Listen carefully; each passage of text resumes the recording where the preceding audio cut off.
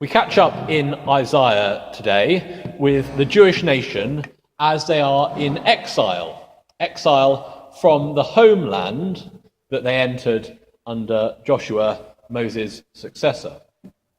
The nation of Judah had been conquered by the Babylonians sometime in the early 6th century BCE, and the Babylonians saw to the systematic deportation of the leaders of that people. The leading citizens of the nation were taken away and put into exile in an attempt to subdue those who remained and force them into servitude. We're hearing from Isaiah's position. He is one of those in exile. And the majority of the exilic material, that is, the majority of the scriptures that we have that come down to us that were written in exile, are, as you might well imagine, fairly sad and horrendous affairs. There's a lot of lamentation within them. This is, after all, a terrible calamity for the Israelite nation. They're taken away from the lands that they believe have been promised to them by God in perpetuity. They're cut off from the temple where true worship takes place. It is as if the Almighty, the Most High, their God Yahweh, has turned his back upon them and broken the promises he made to their forefathers.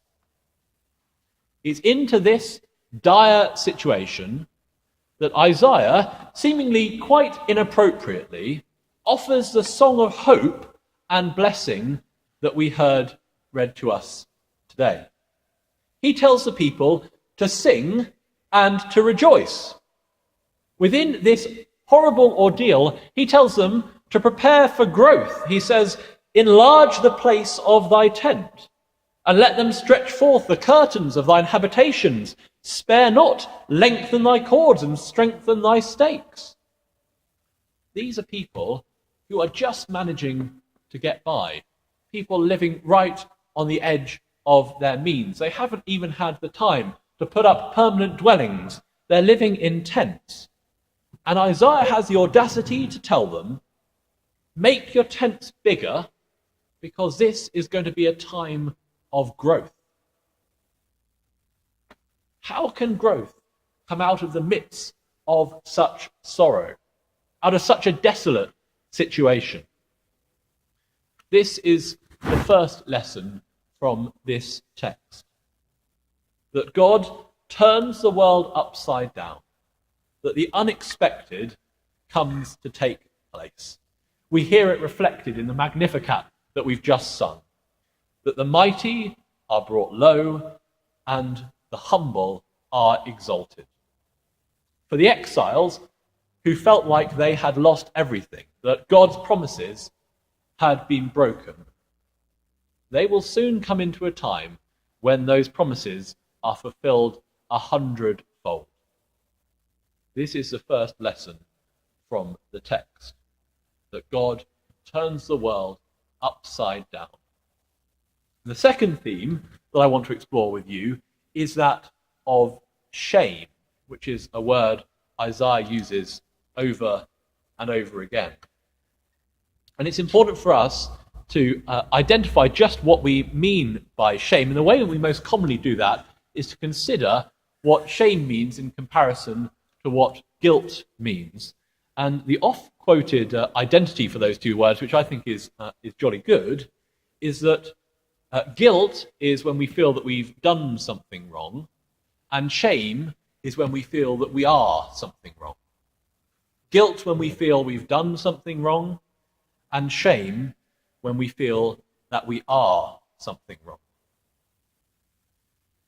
That distinction isn't something just to take lightly. It's not a matter of semantics or just some sort of linguistic trickery. Let me offer you a grounded example. Imagine, and this may be hard for many of you, but try your very best. Imagine the possibility that you had too much to drink one night. You show up to work the next day, hungover, and you've missed the morning meeting. Now, the person experiencing guilt says to themselves, gosh, that was a really stupid thing to do. I wasn't thinking. The person experiencing shame says, I'm an idiot. I'm a wastrel. I'm useless. Guilt focuses on our behavior and shame on the self.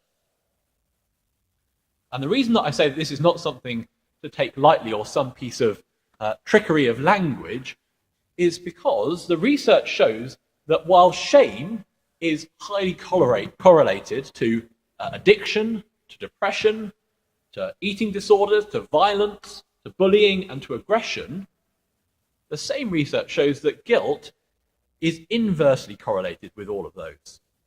That is to say, that if we feel ashamed that there is something wrong with ourselves, and that's why we do the things we do, we end up doing more of them.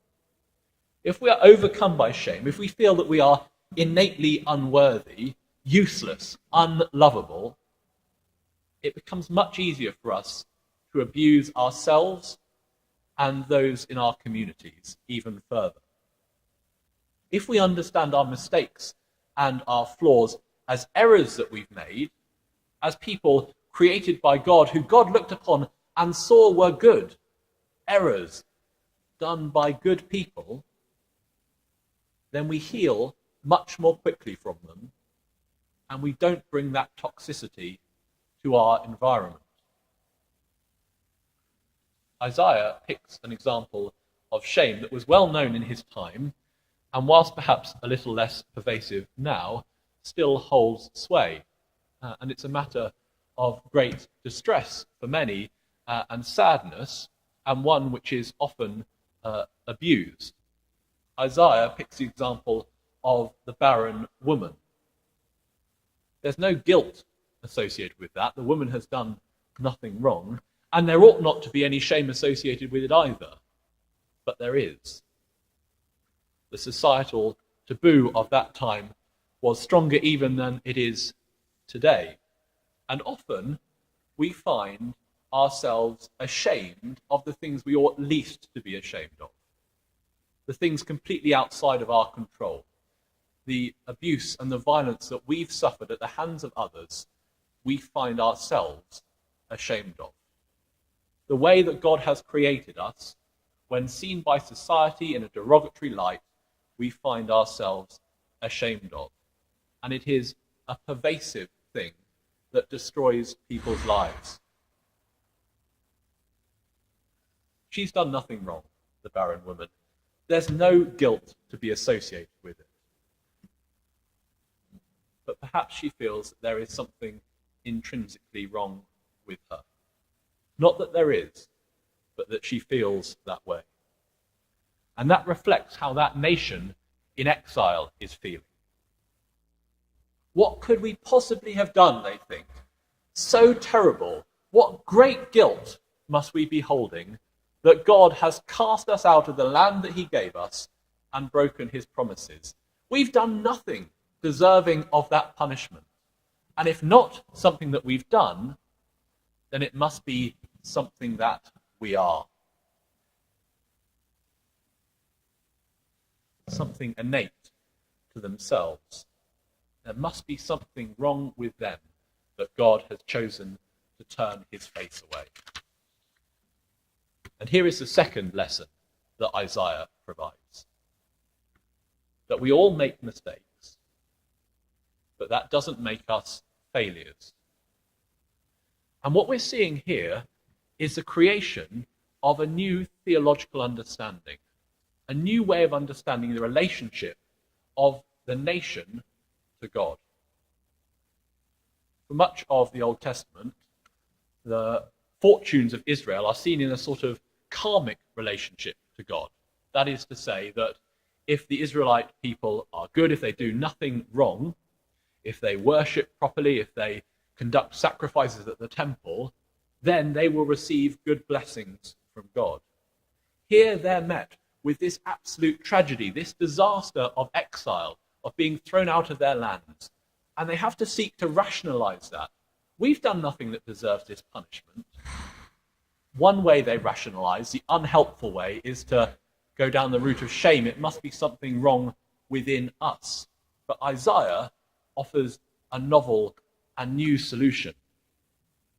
He says that it's not that they've done anything wrong, but it's simply that good and bad happen to good and bad.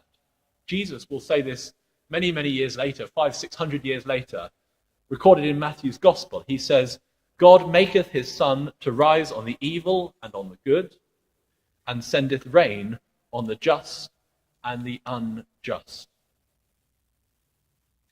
What Isaiah is telling the people is that they don't need to be ashamed, because the sufferings of the present time, those sufferings they're going through, as great as they might be, are not dependent upon their character or even upon their actions.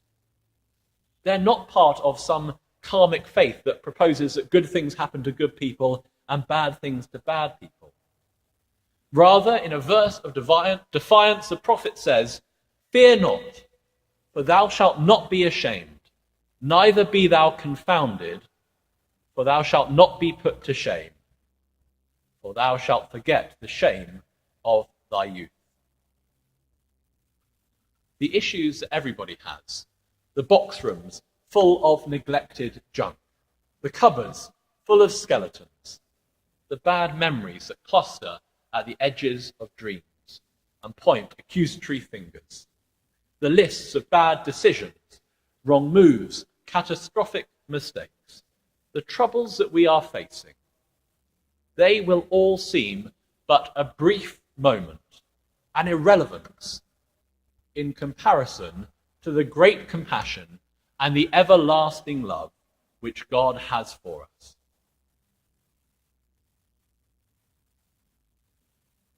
Now, none of that is to say that we don't get things wrong from time to time, and that we ought not to feel guilty. But the point that Isaiah is making is, I think, summed up in this rather pithy saying, the preacher's friend. Cheer up. You're a worse sinner than you ever dared imagine, and you're more loved than you ever dared hope. Amen.